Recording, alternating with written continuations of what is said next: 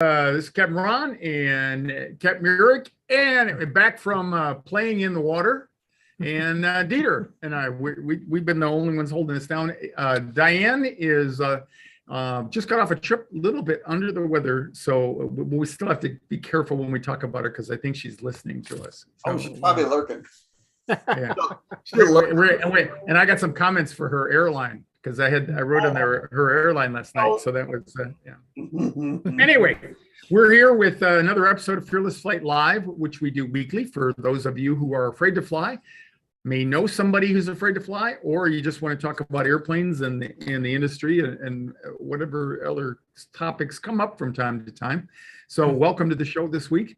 Let's see, and we're running kind of loose tonight. I flew with one of our elite coaching students yesterday. I got a few tales to tell on that. It's always fun to get back into the saddle, particularly as a passenger, and what a day of experiences I had yesterday. So we'll talk about that in just a minute. You just first in general, Eric and I were talking a little bit about the COVID since they've lifted it. Definitely I shouldn't say everybody, but a lot of people on the airplane were still wearing masks now that it is optional. And I mentioned Eric, and he had heard about this. I went through Phoenix, Salt Lake City, Cabo San Lucas, LA. And LA has an announcement they play about every 15 minutes. It says, if human beings 2 years old and older are notified that you are still supposed to wear your mask in the LA airport. And I would say there was maybe 5% participation, something like that. Wow. Yeah. So, and you were telling me, Eric, what did you hear about that? That's a Los Angeles city ordinance or county ordinance, and the airport's in the county. And even though the aviation's federal, that's their city or county ordinance, and they're going, okay, damn the torpedoes. We want people with masks on in a public place, and the airport's one of them. Yeah, and I went to Cabo, and I'll save the rest of the story. But so I escorted Allie and her husband from Salt Lake down there. I've been working with her coaching, and so we got to the terminal at Cabo, went in the jetway in there. No masks were totally optional and all that. But since I was coming back immediately, they went off to their hotel, so I had to go down through customs, in immigration, all the way down that up back into the terminal, checked in, and got my boarding pass and everything, went back up. But as soon as I walked in the terminal, they said, you got to put your mask on. And I thought it was the weirdest thing, because on the other half of the airport, I mean, literally, it wasn't 50 feet away. They said nothing about masks. So it was ironic there. And well, I'll talk about the tales that went on yesterday here in just a minute. So, yeah, I don't know, anything unusual about your travels there, Eric? I would call it, I did a one leg Miami overnight, then one leg down to Providenciales in the Turks and Caicos in reverse course. And I would have called it 50 to 70% on the way to Miami masked up, even though it was domestic, and darn near everybody on the way down to Turks and Caicos, because most people were going there because they'd spent a boatload of money on vacation, like me, and we jumped to a lot of hoops. We had to have hospitalization insurance, the COVID test, the Vax card uploaded, and a current test within 24 hours when we went. And I think everybody figured they'd jump through enough hoops. They didn't want to jinx it. And I would call that flight 90+% full with masks. And needless to say, no fighting on the airplane because everybody's on vacation. Yeah, interesting. All right, so let me share some slides here, and hopefully I'm going to get lucky again. Let me know if you are looking at. They're coming up. I see them. Title slide. Yay! Let's all celebrate. Okay, so here we are with our weekly episode of that, and of course we look at this. Holy cow! We jumped, we passed, we blew right through 900, 1,000 people, I think, or we're very close to that. Dieter can jump on and say that. And we have actually surpassed 1,000. We're at 1,000. Yeah, geez. So I mean, we will I mean, announce the 1,000th member next week, and okay. hopefully we'll get him or her on the show too. Okay. So anyway, yeah, so we're grateful if if you're one of the few people who haven't joined our Fearless Flight Birds of a Feather group, please consider doing that. We're getting a lot of people jumping on board there. Well, there's a lot of activity out there, people flying around and everything, despite the inflation and all the things that you would think might make a difference there. So head on over to that link there at the bottom, flf.link.bof, and put your name down, and we'll be glad to let you into the group and get you on your way there. So this is a copy of a text, and it's largely symbolic. So this is what happened this week. So I happened to be using some of Allie's miles for my tickets on the airplane. So we had 3 separate reservations, and the whole point of this, and Eric can tell me his experiences as well, is to kind of, for me, it's a transition from the old world when Eric and I first entered the airline industry, always on the phone. If you had a problem, you go to an agent at the gate, or on the phone or something like that. Not anymore, man. I went to pull my boarding pass, and I noticed it didn't have TSA pre-check on it. And for those of you who might not know, you can apply to the TSA, and I think it's $85 for pre-check only if you do global entry, which allows you to expedite your clearance back into the country if you're traveling international, and it's another $15, so it's like $100. I just pay the $100 and I get global entry and TSA pre-check combined. So when it doesn't show up on my boarding pass, that means you got to go to the regular TSA checkpoints. So I thought, oh well, this can't be that bad. So I tried to call Delta. Hour and 45 minutes whole time. That's what they advertised. And they wouldn't, some organizations have that call you back feature. You press 1 and then they'll call you back. Not Delta, at least. So I said, I'm not gonna do that. Then they offered an alternative. Press 1 and they'll send you a link in your texting, and then you can go on and text. So, but we probably won't have anybody listening to the show after I get done with this, but this was amazing. So I go over there and start texting. That was 21 minutes. The first thing comes up, says, hi, we'll be with you in estimated 21 minutes. So sure enough, 22 minutes later, somebody pops up, says, hi, can I help you? So that, and I'd already typed in all the stuff, and I said, can you see that? And he said, nope. So I had to retype everything. And so I said, can't get my pre-check to work. So to make a long story short, and I ended up spending almost 3 hours on the phone into the wee hours of the morning, Sunday night, thinking, because I'd already checked in earlier in the morning, but I didn't realize I didn't have the pre-check on there. So anyway, so we're going back and forth. Then he says, okay, I've got all 3 of your boarding passes checked or redone, but you got to go back through. I had to take you out of the system, so now you got to go back through and check in again. So I go back through 2 and 3. Yep, he was right. He had the TSA pre-check on it, but not the first one. And so I'm saying, man, I said, I still don't have that on there. And then he sent me a message. He said, you'll have to go to tsa.gov and straighten it out with them. And I said, whoa, dude. I literally said, dude, I said, it is not the TSA's problem, because I have had this before.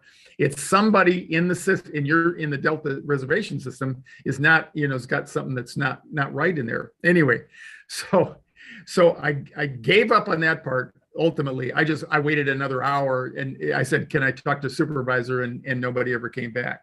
And then as it turns out, then I had another problem, because they've changed. Did you have to do the COVID test the day before you came back, Eric? Yes, 24 hours. Yeah, 24 hours that's because they've changed that. It used to be 3 days. Now it's 1 day. Yeah. 24 hours before you hit the beat. That when I got to checking on that last week, I said, okay, I got to go get a 1-day check. So I get the 1-day check, get the results, and you have to upload that. At least I did, to get your boarding pass from Cabo coming back to LA, back into the States.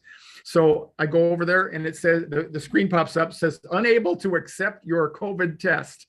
And I printed it out. It says, your birthday doesn't match wherever they were matching it. So I'm like, wow, okay. So now I'm going to get up an hour early. Instead of get up at 4:30 or 3:30 in the morning, I'm going to get up at 2:30 so I can go to the airport an hour early because I figure, okay, I can handle this at the gate, right, tomorrow morning. So I get up there. I get to the Delta ticket counter. There's like 40 people in the line to check your bags with, you know, when you don't need a boarding pass or don't need to see the agent. There's 30 some people. This is at 5 o'clock in the morning before a 6:05 flight. There's 30 plus people on the side waiting for an agent. And so, you and I know you don't make waves as an airline employee, man, because that's going to get you nothing but trouble. So I sat there and I plotted for a minute or pondered it for a minute. So there was one agent helping out there. And so I walked up to her, instead of asking her to help me, because I just heard her scold somebody else saying, I'm helping other people. I said, excuse me. I said, if I don't need a boarding pass, but I need to see an agent, where should I go? And she said, just a minute, I'll help you. So then she came over, walked over to an empty computer terminal. And she said, tell me the problem. So now you're composing how deep down this rabbit hole am I going to have to go before she loses interest completely, and plus I got to get into security ultimately. So I thought, okay, first priority is the TSA pre-check, because if I don't have that, I need to jump up in line because the line's huge. So she said, okay, she got in there and she was able to, she said, oh, your birthday is wrong on this one reservation, because they had 3 separate ones. So she fixes that. And then I said, well, you got time for one more. And she said, what? So then I explained to her that it didn't accept my COVID test. So then we both kind of thought it through. And she said, well, I'm guessing that because your birth date was off in the record, that's why the COVID test didn't match up, because it had your real birthday on it.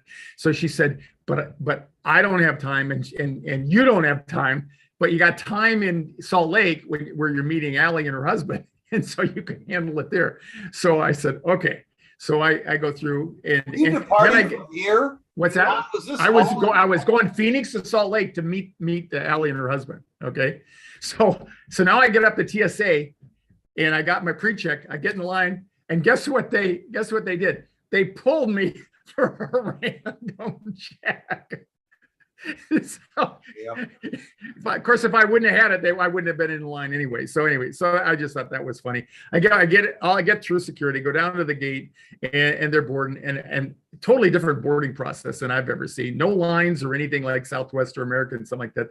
They just say, okay, we're boarding Haberstack number 1 and Dither stack number 2, and there was nothing even on their electronic monitor up there that even said that, so you kind of had to guess. So I ended up getting on board. Anyway, I get on the airplane, and I had the Delta app on there, so you can go on their free Wi-Fi, right, and text. So I get on the airplane, I go on the text, and here's the text from the night before. Somebody jumps on and says, "Can I help you?" And so I start typing in, seeing if they can do the thing with the COVID test thing. And I know more. We know we're gonna get airborne, and they're gone there. So their Wi-Fi doesn't work on their Wi-Fi when you're on the airplane. Anyway, so I got there and went to the gate when I got to Salt Lake, the departure gate, and I asked the gal there. I said, "Hey, is there a concierge here?" They sent me to the concierge, and I went down there, and he was mystified too, but he was a really nice guy. And so he said, let me see if I can pull your boarding pass up, because now we have the right date of birth in there on the infamous missing record. And sure enough, he could pull it out. He says, here's the deal. He says, I think you're 95% good to be able to get on the airplane and come back to the US this afternoon. So because I could pull a boarding pass up. So I said, okay, I'm willing to take that chance. So now bear in mind, I'm going down there with a couple people, but I'm going to go out through immigration, out through customs, turn right around and go back in the terminal and come back up. And that's when I found out you didn't have to have a mask. going in, but you had to have a mask going out, which was funny. And then, so then I get back up to the gate. And so now they're boarding the flight. Finally, we're all in line, everything. And I come up and I don't know if when you've been to Mexico recently, Eric, but they have a TSA rep right at the gate. So they look at your boarding documents and all that, in addition to Delta personnel checking you off the list and looking at your passport or looking at your reservation. So I get up there and I see him kind of, this one person's kind of saying, and then she looks at me and she says, "You go over, talk to that man over there." So I had to go through the crowd, go over there. And what he was concerned about is I had just arrived in Cabo an hour and a half early, and he wanted to know what was my business down there. He was nice enough and everything. So I'm explaining to him in my zero Spanish, and he's doing his best in his English as a second language. And I explained to him, well, I've got these people that sometimes I escort around the horn and all that. So anyway, what a day. What a day. And then if I was one of the Marines of the federal police down there and I saw your cheery butt walking off and then pulling a 180 and coming back in, that would kind of make me a little suspicious and want to chat you up.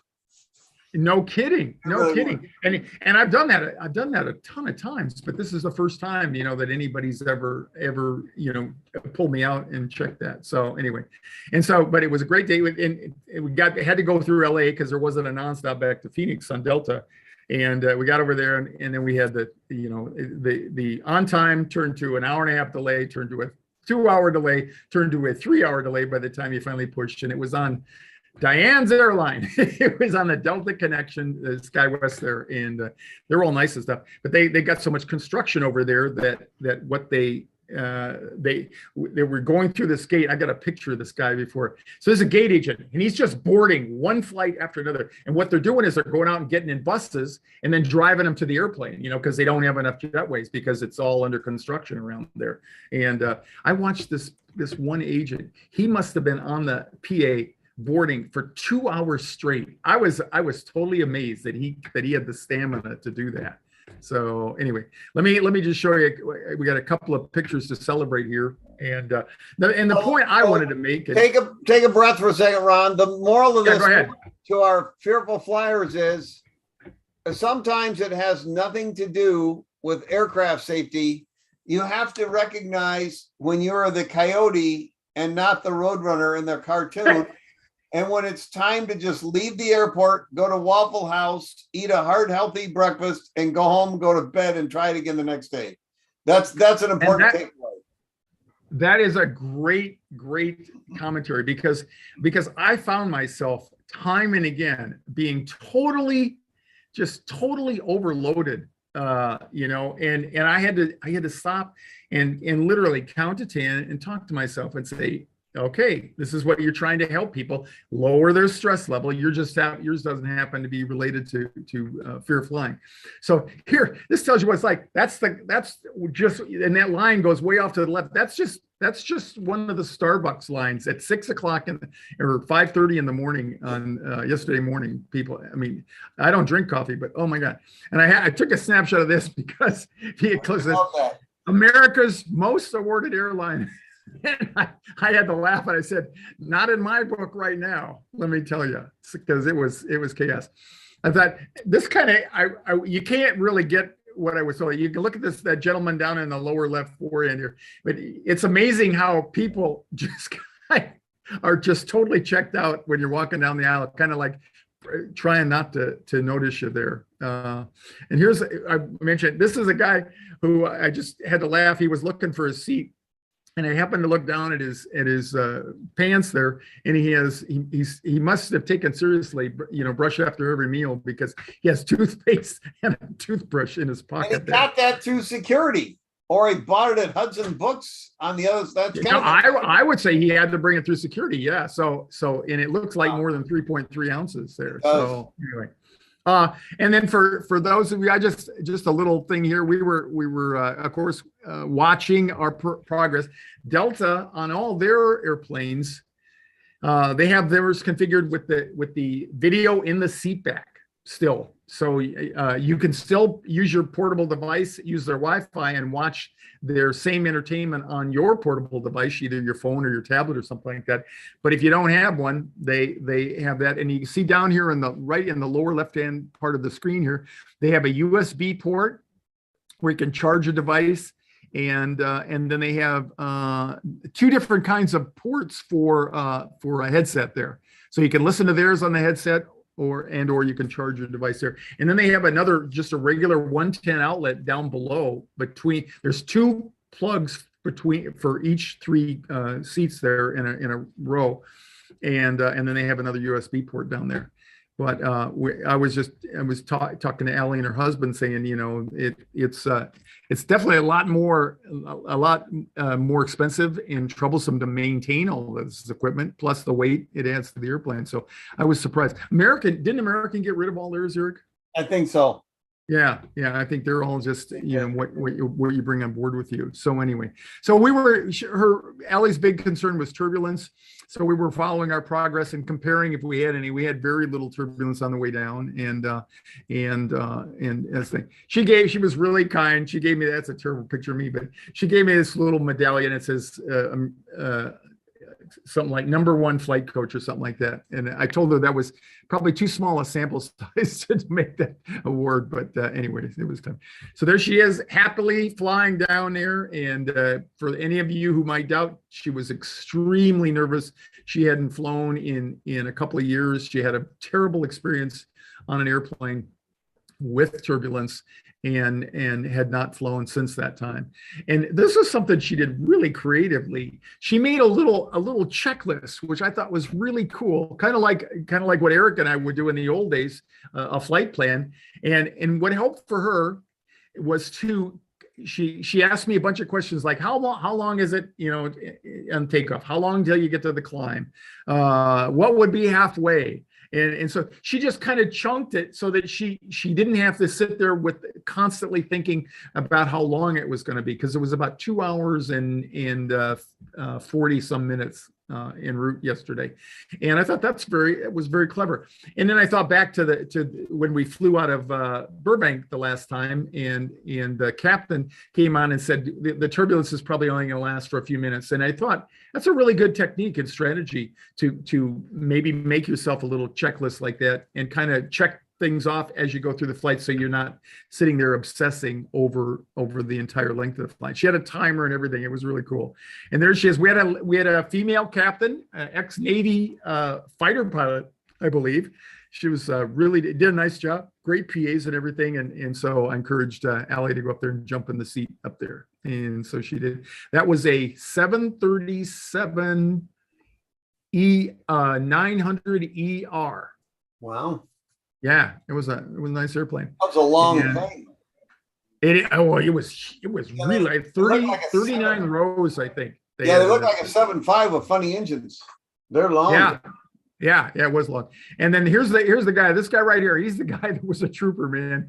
And they at one time, you can't see this other thing up there, but at one time they had like 6 flights that they were in the queue here, if you will, and then they just kept running. It's funny, they still used our boarding order, whether you were in which group you were in, but when you got on the bus, it didn't matter because everybody got on the bus together, and then when you got to the airplane, everybody just got off. So anyway, all right, so much for that. I don't know if we got any questions or anything out there. Yeah, but, Ron.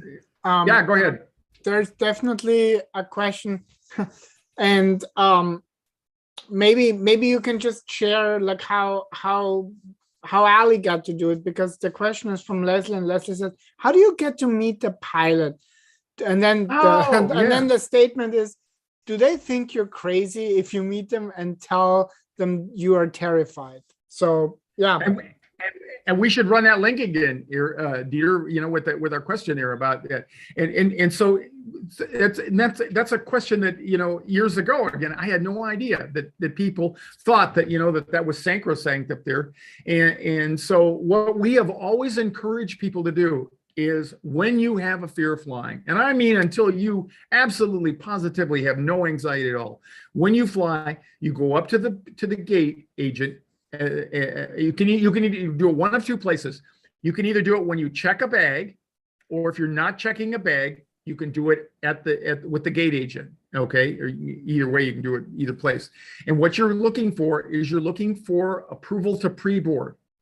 And there's two formats. If you're flying on an airline that does not have pre-assigned seats like Southwest Airlines, then what you do is you say, "Hi, my name is Ron," and I add in there, "I have a medical condition." That's what you talk to the gate agent. "I have a medical condition, and I need, if there's no pre-assigned seats, I need a special seat." They will then give you a boarding pass at Southwest. It says PRBD on it, pre-board. And then when it comes time to board, you'll go up there and you'll board with people who have disabilities and oftentimes need wheelchairs. So you stand with that group over there, and you will be the first ones on the airplane. I recommend that because it makes it's less congested. If you have any issues with claustrophobia, it's freeing to do that without. Now, when you get on down the jetway and you talk to the flight attendant who greets you, at that point you say, "Hi, my name is Ron, and I'm a little nervous about flying." So you can disclose your fear of flying to the flight attendant and later the pilot. Just don't do it with the gate agent. That's the one you tell them that you have a medical condition, because the Americans with Disabilities Act prevents them from asking you to elaborate on that. They don't care. And the only thing they might ask you at the gate is, "Do you need assistance?" And of course you won't need assistance. All right. So gate agent, "I have medical condition. I need extra time. A special seat." However, yesterday for Delta, they do assign pre-seats. So it wouldn't make any sense to say I need a special seat because you've already got a seat. So if the airline has pre-assigned seats, now you say, "Hi, my name is Ron.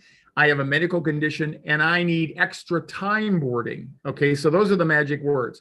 Either I need a special seat if you don't have a pre-assigned seat, or I need extra time if you do have a pre-assigned seat. When you meet the flight attendant, "Hi, my name is Ron. I'm a little nervous about flying. I'd like to meet the pilots." And they will 9 times out of 10 or more, they will then stick their head up there, particularly if you're on a single aisle airplane where you're going to board in the front and the cockpit is just off to your left there. They're going to let you up there, as they did with Allie yesterday. And Allie was, a little hesitant about doing that. Everybody is, but believe me, she was so grateful that she did that when she got done, because first of all, it turned out it was a female, and she could resonate with that, and it was just a great time. And the gal was really friendly, and you saw eventually put her in the seat, and when we had a photo op and all that, and she just answered.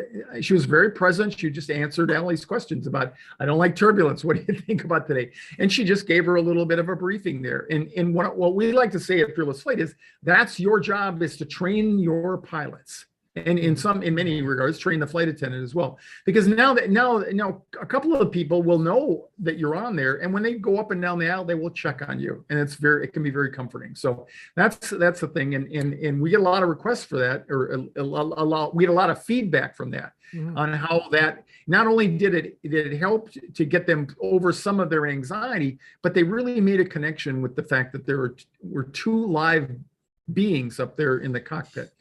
And I can't emphasize it enough. Yeah, I just put that the survey in the chat as well, and I just want to say, obviously it is situational, but like Ron said, 9 times out of 10, they're definitely gonna be super inviting and welcoming. Sometimes there might be something going on but overall, I have never ever not met a pilot where they weren't actually happy to talk to you. And Jim, who is our resident TikTok user, also said that a lot of the pilots who are on TikTok, they always love meeting passengers, and it's just it's like that human element, and especially when you live in your own I'm gonna say in your own story. Yeah. And generate all of this separation and all of this anxiety up there, meeting somebody face to face will just bring you a couple notches down no matter what. So definitely highly recommend that part. Yeah. Yeah, so people get over the shock of the fact that you can do that, and still I'm running into people that don't realize that you can listen to your iPhone and your devices on board the airplane now, because of the fact that the manufacturers have built in the airplane mode, which turns off the cellular function, which was the reason that we had to turn them off while we're in flight before. So you can play your devices on there. So the harmonizer is, and the 201, well, the 201 course, there are some things that you can download onto that right now, but you can have it available. So why not? Speaking of the 201 course, we're moving along, and we're going to come out with a new launch, but we're launching. We've got a lot of requests for flying. I'm going to throw this out there, sue me if I don't do it, but we're looking at tentatively, what did I say, the 11th of June? Yeah, June 11th. June 11th, we're going to fly in LA again. I've had a number of people, both new people who have never been in the course before, that are taking the 201 course, that are going to want to fly. We've had some people who even, some have flown with us out of LA and want to fly again to keep their currency and their practice up. And we're going to run a out notice to people who have been involved with us in a 201 before the pandemic and were not able to fly or want to practice as well. So you're going to probably see some information from us coming out about that in the next week, I hope, because we need to get you out there so you can purchase tickets if you want to do that. Okay, so we talked about my experiences, all about me. A little bit about Eric. Anything else you guys got that they can think of? I was just thinking you should announce a price increase if you're going to be doing any more escorting into and out of Mexico, and possibly consider some personal travel insurance on your own. I'm not liking the federal police listening to this story that you're escorting people in and out. I know. I can just see them looking at you like with a Bullwinkle a moose expression on their face going, man, we haven't heard anything this good for quite a while. I'll tell you, I was when she sent me over there was a lot going on in my mind. I'm thinking, okay, you don't want to sound super defensive because that makes you look guiltier, and at the same time I was wondering, what the heck. And then I figured it was probably because of the short time in Mexico there. And he did ask me point blank. He said, did you pick anything up in Mexico? And I said, nada. And all I had was a backpack. So that was easy to prove. But anyway, so I don't know about you, Eric, but when I can't speak the language, I'm always a little bit more on guard in when you're flying around the world. Yeah, so I'm sure. Anyway, yeah. All right. So, the last thing I want to say is you put the link in there for the survey. The reason that survey came out was because we had a captain that was very gracious and flew us from Burbank to Sacramento last month in March, the LA people, and he agreed to come back on as our guest about a month ago. And so when he was on there, he made this comment that as a crew member, they feel pretty much like they know who's afraid to fly or not. And that doesn't resonate with any of our experiences over the years. And so we did just a little on-screen survey because we had some of our flyers on the show that night, and not a one of them would consider even letting anybody know on the crew prior to their experiences with Fearless Flight. And so we've got an active survey going on there, which Dieter's put the link up there to participate. And what we're finding is basically before anybody became aware that, number one, you could go up and see the pilots, or number two, how important it could be to share the fact that you're anxious about flying, nobody would do it. And that's more of our experience over the years. So anyway, we do encourage you to do that. If you fill out the survey, we also afterwards, it's a live update. It updates live, so you can actually see the results of all the people adding, and so we have some graphs there, and it's quite amazing when you consider that before people started connecting with us here at Fearless Flight, really nobody really considered that's even within the realm of possibilities, let alone the courage to do that. And afterwards, though, it's like, oh yeah, I do that all the time now, and it helps me so much. And I've had these great experiences, and even then in the chat I can see that people who are flying they are planning to say hi to the pilots and, just introduce themselves and make a real Yeah, human to yeah. human connection.